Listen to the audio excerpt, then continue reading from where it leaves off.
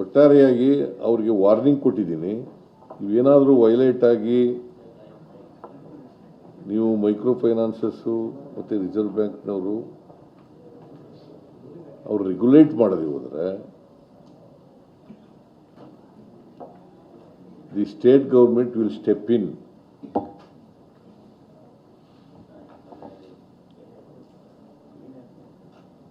ಪೊಲೀಸ್ನವ್ರ ಮುಂದೆ ಈಗಲೂ ಇದೆ, ಪೊಲೀಸ್ನವ್ರ ಮುಂದೆ ಈಗಲೂ ದೂರುಗಳು ಕೊಟ್ಟರೆ ಅವ್ರ ಮೇಲೆ ಕ್ರಮ ತಗೊಳ್ತಕ್ಕಂಥ ಅವಕಾಶ ಇದೆ.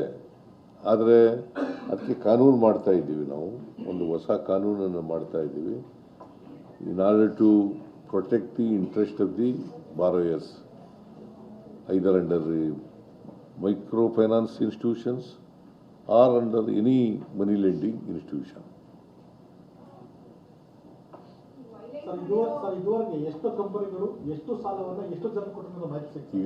ಈಗ ಸುಮಾರು 39,000ಕ್ಕಿಂತ ಹೆಚ್ಚು ಔಟ್ಸ್ಟ್ಯಾಂಡಿಂಗ್ ಲೋನ್ ಇದೆ ಅಂತ ಎಲ್ಲ ಹೇಳ್ತಾ ಇದ್ದಾರೆ.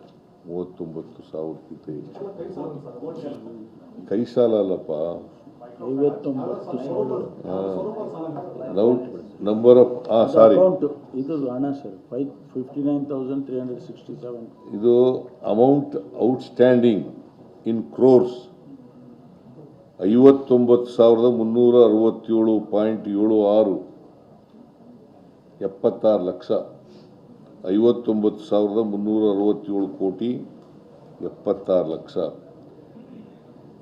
ಇದು ನಂಬರ್ ಆಫ್ ಔಟ್ಸ್ಟ್ಯಾಂಡಿಂಗ್ ಅಕೌಂಟ್ಸ್ 1,09,88,332.